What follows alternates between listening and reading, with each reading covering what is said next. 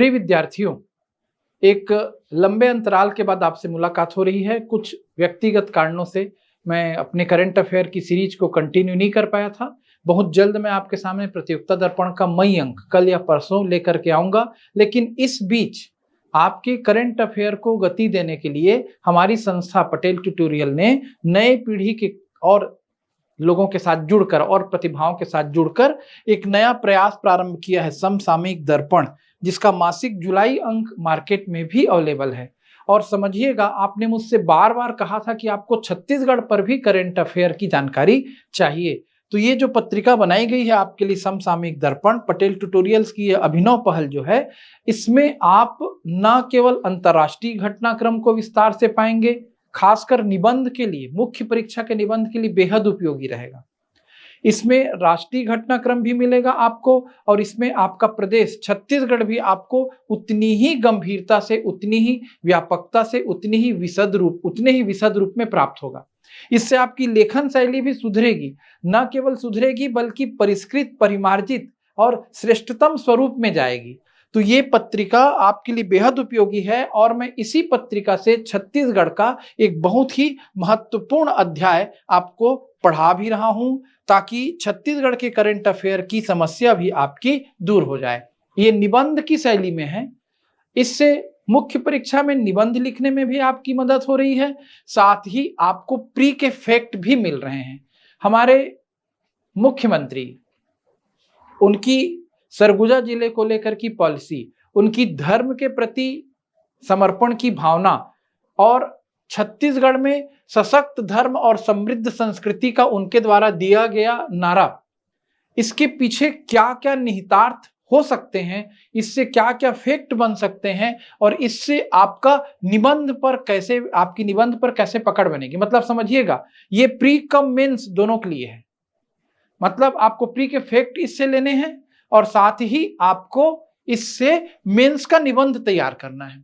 अब समझिएगा, सशक्त धर्म और समृद्ध संस्कृति, जब तक हम अपनी संस्कृति पर गर्व ना करेंगे, तब तक हम अपने धर्म से भी नहीं जुड़ेंगे। धर्म और संस्कृति का अटूट रिश्ता है। छत्तीसगढ़ में धर्मांतरण की समस्या लंबे समय से रही, और इसके पीछे ये भी लगता है कि हमें अन्य धर्म आकर्षक लगते हैं। हमारी संस्कृति को हम समृद्ध नहीं करेंगे, हमारी संस्कृति तो समृद्ध है ही, हम अपनी उस समृद्ध सांस्कृतिक विरासत को जानेंगे। हमारी संस्कृति को लेकर के तो हम गर्व से कहते हैं, वेदांत हमारा स्वाभिमान, सभ्यता हमारी सीता है, हर शब्द हमारा वेद मंत्र, हर सांस हमारी गीता है।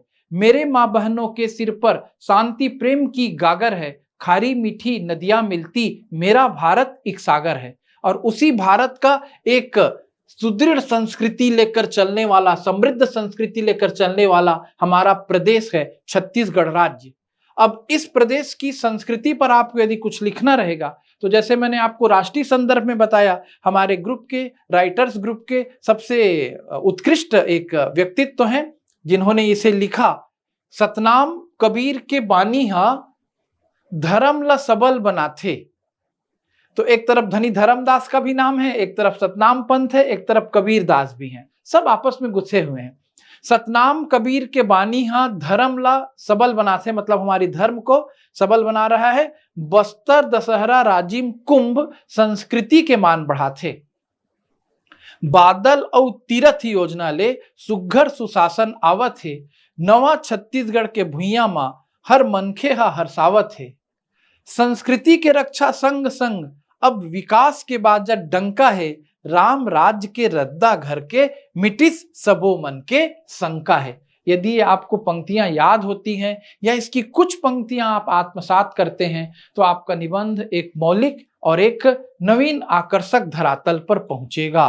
आप शुरुआत ऐसे करें, आप उसी घिसे पिटे लय पर चलना छोड़े। हाँ, जो अभी निबंध की तैयारी नहीं कर रहा है, अब देखिए इस निबंध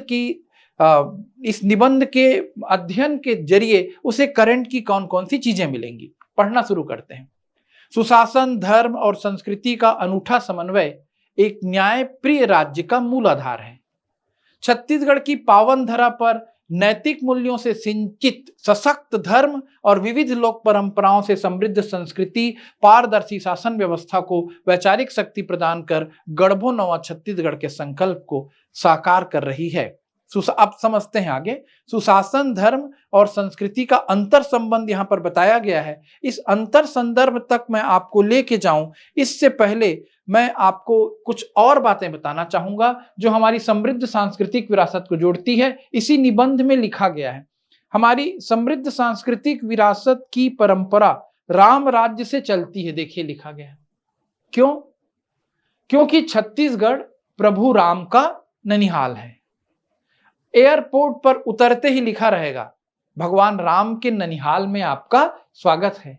तो जो हम राम के ननिहाल में रहते हैं, तो हमारा आदर्श राम राज्य का शाश्वत मानक कैसे नहीं रहेगा? और राम राज्य का मानक क्या था? तुलसीदास लिख कर गए हैं, दैहिक दैविक भौतिक तापा, राम राज्य काहू नहीं व्यापा। मतलब जहां प्रजा हर प्रकार के कष्टों से मुक्त रहे, हर प्रकार के तनाव से मुक्त रहे।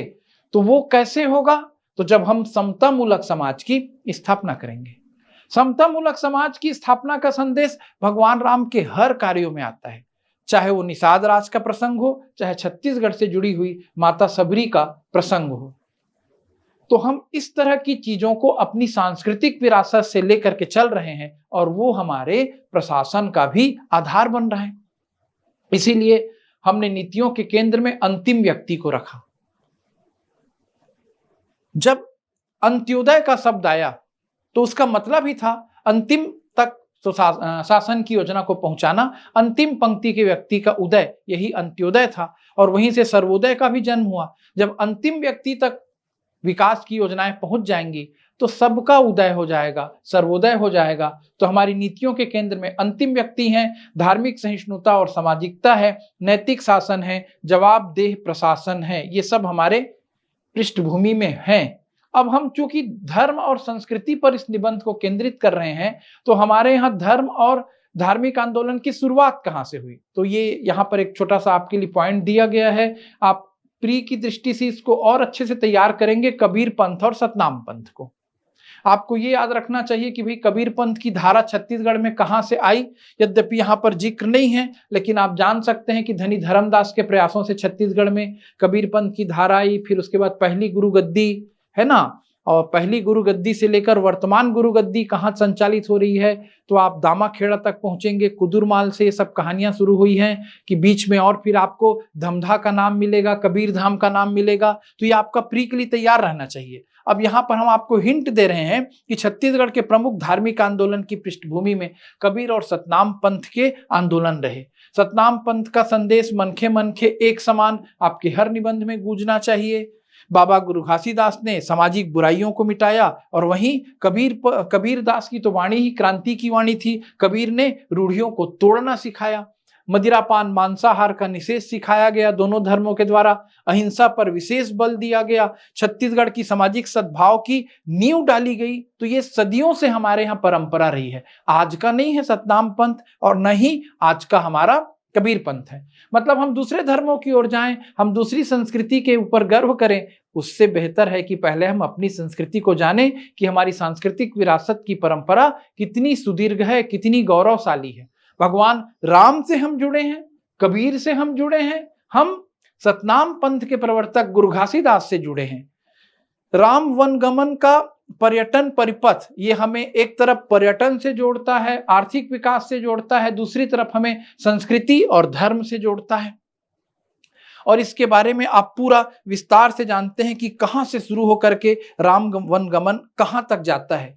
समृद्ध संस्कृति विविधता में एकता की पहचान, तो इसमें भी आप जानिए कि हमारी संस्कृति और कहां कहां तक जाती है। तो हम घोटुल संस्था देते हैं समाज को, हम प्रकृति पूजा सिखाते हैं समाज को, हम ढोकरा कला मतलब ढोकरा शिल्प है, गोदना है, काष्ठ कलाएं सिखाते हैं। कुरीति विहीन हमारी पुरानी संस्कृति रही है। हमारे समाज में महिलाओं के सम्मान की परंपरा रही है। दहेज प्रथा का हमारे यहाँ पूर्ण निषेध रहा है। मतलब हम अब आदिवासी संस्कृति पर भी फोकस हो रहे हैं।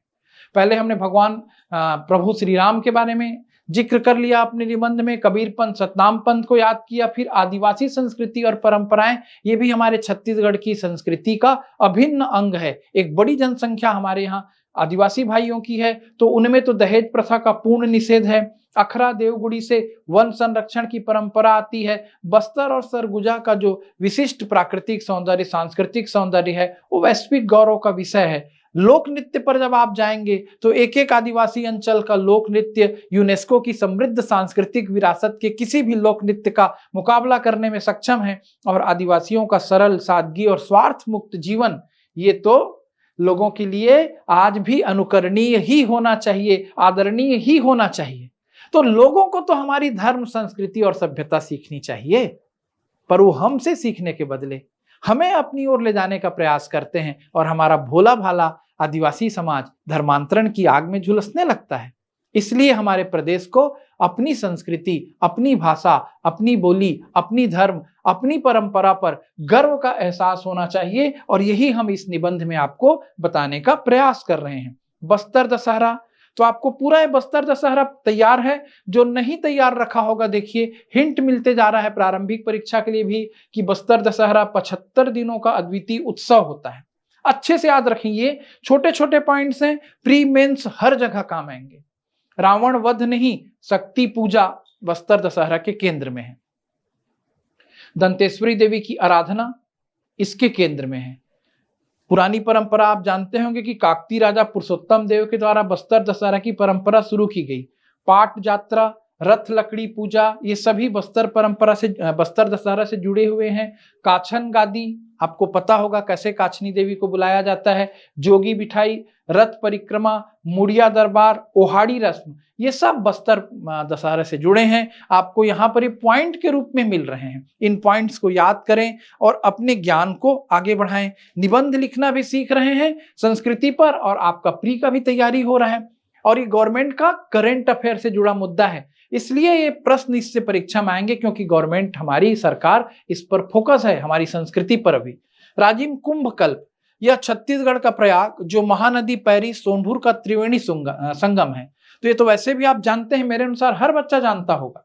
ये नहीं जानता होगा, वाद से जाने कि राजिम में, जिसे छत्तीसगढ़ का हम कुंभ कहते हैं, छत्तीसगढ़ का प्रयाग कहते हैं, किन 3 नदियों का संगम है? महानदी पैरी और सोनभूर का। इसकी प्रासंगिकता आध्यात्म और लोक व्यवस्था का समन्वय प्रस्तुत करती है। आप शब्दों का चयन देखें इस निबंध में। आप जब इन शब्दों को बार बार पढ़ेंगे तो आपकी निबंध शैली में इन शब्दों का सहज ही समावेश हो जाएगा। अब राजिम कुंभ कल्प की विरासत या राजिम कुंभ कल्प की प्रासंगिकता के बिंदु आपके दिमाग में रहे। ये धार्मिक महाकुंभ का आयोजन है। राजिम में राजीव लोचन भगवान विष्णु का मंदिर है। यही ऐतिहासिक कुलेश्वर शिवालय है। कुंभ कल्प भव्य स्वरूप में बहाल है। नागा साधुओं और संतों की डुबकी यहाँ पर होगी। सांस्कृतिक मिलन समारोह का आयोजन होगा। सुगम आवागमन, सरल और सुरक्षा और शुद्ध पेयजल की व्यवस्था, इको फ्रेंडली अभियान क्रियान्वित होगा। धार्मिक पर्यटन छवि सशक्त होगी। स्थानीय शिल्पकारों का बड़ा बाजार बनेगा। मतलब एक तरफ हम बस्तर दशहरे को क्या कर रहे हैं, बड़े पैमाने पर ले जा रहे हैं। बस्तर का एरिया सांस्कृतिक दृष्टि से, पर्यटन की दृष्टि से, आर्थिक दृष्टि से समृद्धि की ओर जाएगा। ऐसे ही प्रयास हम कहां पर कर रहे हैं? राजिम कुंभ कल्प में। धर्म की भी उन्नति होगी, संस्कृति की भी उन्नति होगी, आर्थिक उन्नति भी होगी, लोगों को रोजगार भी मिलेगा। सब चीजें एक साथ जुड़ी हुई हैं। सांस्कृतिक और धार्मिक सुशासन हेतु हालिया सरकारी प्रयास और आंकड़े। अब आपका टू द पॉइंट प्री भी तैयार होना शुरू हो रहा है। प्री का करंट अफेयर। मुख्यमंत्री तीर्थ दर्शन योजना, उद्देश्य वरिष्ठ नागरिकों और विशेष वर्गों को राज्य बाहर मुफ्त तीर्थ यात्रा। पात्रता 60 वर्ष या उससे अधिक आयु वर्ग के बुजुर्ग। जैसे मुख्यमंत्री तीर्थ दर्शन योजना में पात्रता क्या रखी गई है? वन लाइनर फैक्ट, 60 वर्ष या उससे अधिक आयु के बुजुर्ग। विशेष छूट, दिव्यांगजन, विधवा और परित्यक्ता महिलाओं को भी शामिल किया गया है। सुविधा, चयनित लाभार्थियों को स्वास्थ्य जांच उपरांत निःशुल्क यात्रा। महत्व क्या है? सामाजिक समावेशन और बुजुर्गों के सम्मान को बढ़ावा। तो ये एक योजना हुई करंट से जुड़ी। फिर रामलला अयोध्या धाम दर्शन योजना लगातार क्रियान्वित हुई है। श्री राम दर्शन और धार्मिक पर्यटन का उद्देश्य है। लक्ष्य 37,000 से अधिक श्रद्धालु इससे लाभान्वित हुए हैं। अब दर्शन कहाँ का हो रहा है? अयोध्या धाम और काशी विश्वनाथ का व्यय। तो ये पूरी तरह से गवर्नमेंट के द्वारा यात्रा, भोजन, आवास सबकी निःशुल्क व्यवस्था की जाती है। और इससे महत्व क्या है भाई कि धार्मिक पर्यटन और सांस्कृतिक चेतना का विकास होता है। एक और बहुत ही महत्वाकांक्षी परियोजना, शक्तिपीठ परियोजना। प्रमुख धार्मिक शक्तिपीठों का जीर्णोद्धार। अब इस तरह का निबंध लिखते समय आप छोटा सा मैप भी साथ में बना सकते हैं। और छत्तीसगढ़ के शक्तिपीठों को लेकर लगातार करंट अफेयर में चर्चा होती रही है। ये आपके माइंड में सीधे सीधे आएंगे। इस माइंड मैप को आप देखेंगे कहां कहां पर शक्तिपीठों को लेकर के चर्चा हो रही। कुदुरगढ़, छत्तीसगढ़ का उत्तरी हिस्सा, सूरजपुर में। मां महामाया, रतनपुर, बिलासपुर का इलाका। चंद्रहासनी माता मंदिर सभी जान रहे हैं, जांजगीर चांपा। बमलेश्वरी माता मंदिर, डोंगरगढ़, राजनांदगांव। और दंतेश्वरी माता मंदिर, दंतेवाड़ा। तो हम शक्तिपीठ परियोजना के तहत 5 करोड़ दे रहे हैं क्रियान्वयन के लिए। और इसमें कार्य क्या होगा?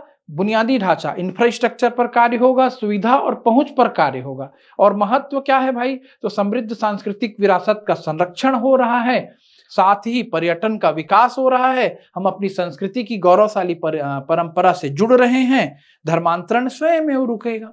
चुनौतियां क्या हैं? अब हम अपनी धर्म और संस्कृति और अपने छत्तीसगढ़ को सुशासन के द्वारा आगे ले जाना चाहते हैं, तो इस रास्ते में समस्याएं या चुनौतियां क्या हैं?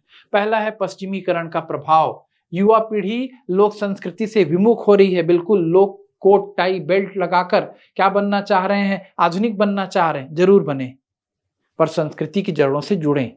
पर हो रहा है कुछ युवाओं के साथ उल्टा। वो आधुनिक बनने के कारण, पश्चिमीकरण के प्रभाव में अपनी ही संस्कृति से दूर हो रहे हैं।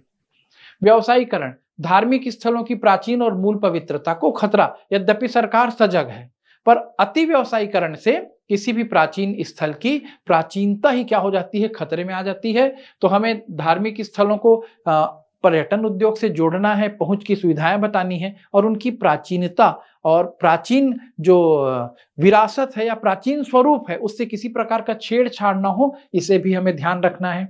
बोली विलोपन, जनजाति भाषाओं और बोलियों का ह्रास हो रहा है। लोग अंग्रेजी सीख रहे हैं, अब तो हिंदी दूर की बात। तो कैसे अपनी बोलियों को संरक्षित करेंगे? तो ये भी हमारे सामने चुनौती है। पलायन की समस्या कुछ अंशों में अभी भी बची हुई है। बाजारवाद, बाजारवाद बहुत ज्यादा आदिवासी संस्कृति को चुनौती ला रहा है। बाजारवाद के कारण जो पारंपरिक हस्तशिल्प के जो सामान हैं वो मशीनी उत्पादों का मुकाबला कैसे कर पाएंगे? मशीनी उत्पाद आकर्षक होते हैं, सस्ते होते हैं। हस्तशिल्प का सामान जब तक हम उसके प्रति सम्मान का भाव ना रखेंगे तब तक हम उसे खरीदने में हिचकेंगे। और एक व्यक्ति जो संस्कृति से सम्मान रखता है, गर्व से हस्तशिल्प को खरीदता है। और एक व्यक्ति जिसके मन में केवल क्या रहता है? आर्थिक भाव रहता है, वो हानि लाभ की चीजों से देखता है। तो हस्तशिल्प जो है मशीनी उत्पाद से पिछड़ने लगता है। सीमित अनुसंधान, लोक साहित्यकारों के दस्तावेजीकरण में आधुनिकता का अभाव है। पर्यावरणीय दबाव है, पर्यटन बढ़ने से नाजुक परिस्थिति को नुकसान होगा। बिल्कुल, पहाड़ों पर तो हो ही रहा है भारत में। अब छत्तीसगढ़ का भी एक इलाका पाट का इलाका है, बस्तर का इलाका जो है जंगलों से घिरा हुआ इलाका है। अतिशय हम पर्यटन बढ़ाएंगे तो पर्यावरण को नुकसान पहुंच सकता है। जागरूकता का अभाव है, स्मारकों के प्रति स्थानीय स्तर पर उदासीनता रहती है। फंड की कमी है, ठीक है, सरकार पर इसके लिए पर्याप्त फंड का प्रयास कर रही है। आर्थिक विकास और सांस्कृतिक संरक्षण में सामंजस्य की कमी।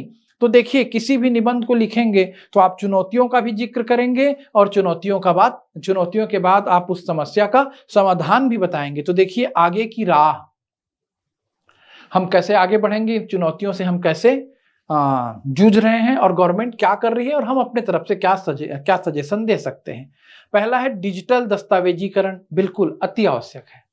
डिजिटल युग है, चीजों को संरक्षित करने में डिजिटल फॉर्मेट बहुत मदद करता है। लोक कलाओं और बोलियों का डिजिटल आर्काइव बनना चाहिए, बनने के लिए प्रयास भी हो रहे हैं। बादल संस्थान का विस्तार, बस्तर के अतिरिक्त सरगुजा जैसे संभाग में भी। सस्टेनेबल टूरिज्म, बिल्कुल समय की मांग है। पर्यावरण को क्षति पहुंचाए बिना सांस्कृतिक पर्यटन। कलाकारों को प्रोत्साहन गवर्नमेंट दे रही है, आगे भी देते रहेगी। हस्तशिल्पियों को सीधे वैश्विक ई-कॉमर्स से जोड़ना बिल्कुल अति आवश्यक है। हर प्रकार से इस दिशा में प्रयास है और अधिक प्रयासों की जरूरत है। शिक्षा में समावेशन मस्ट, स्कूली पाठ्यक्रमों में छत्तीसगढ़ की संस्कृति को जोड़ना, हमारी समृद्ध सांस्कृतिक विरासत से बचपन से ही बच्चों को परिचित कराना, युवा सहभागिता, सोशल मीडिया के जरिए लोक परंपराओं की रील और ब्रांडिंग बिल्कुल आकर्षक सुझाव है। आज की पीढ़ी रील की पीढ़ी बन रही है, तो हम उस रील का प्रयोग सही दिशा में करें। हम अपनी संस्कृति से संबंधित रील बनाने के लिए जेन जी को आगे लाएं। प्राचीन विद्याओं का पुनरुद्धार, तो जो हमारी प्राचीन विद्याएं थी, विधाएं थी, वो विधाएं जो लुप्त हो रही हैं, बहुत सी विधाएं हैं, उनको फिर आगे लाएं। सामुदायिक स्वशासन, देवगुड़ी और ग्राम सभाओं को हम कैसे आत्मनिर्भर बना सकते हैं, बजट में सांस्कृतिक संरक्षण हेतु कोष में कैसे वृद्धि कर सकते हैं, और समन्वित विकास तो हमें करना ही पड़ेगा। तो इस तरीके से आप एक पूरा निबंध लिखते हैं, इसके फिर आप निष्कर्ष पर जाते हैं। तो देखिए, आपको चीजें एक जगह पर एक साथ मिल रही हैं। कैसे मिल रही हैं? निबंध के फॉर्मेट में मिल रही हैं, साथ में आपको छत्तीसगढ़ के करंट अफेयर के पॉइंट भी मिल रहे हैं। ये सब आपको हम लोगों की एक ही पत्रिका में मिल रहा है। मैंने केवल एक निबंध बताया है, इसमें निबंधों का भरमार है। जिसको जिसको प्री और मेंस की तैयारी को ऊंचाइयों तक ले जाना है, वो इसको जरूर पढ़ना शुरू करे। और मेरा प्रयास आपके साथ हमेशा रहेगा। नेक्स्ट वीडियो में मैं प्रतियोगिता दर्पण का मई अंक, अप्रैल अंक तक मैंने पढ़ाया है, मई अंक में प्रतियोगिता दर्पण का आपके पास लेकर आऊंगा। फिर मिलते हैं, तब तक के लिए जय हिंद, जय भारत, जय छत्तीसगढ़।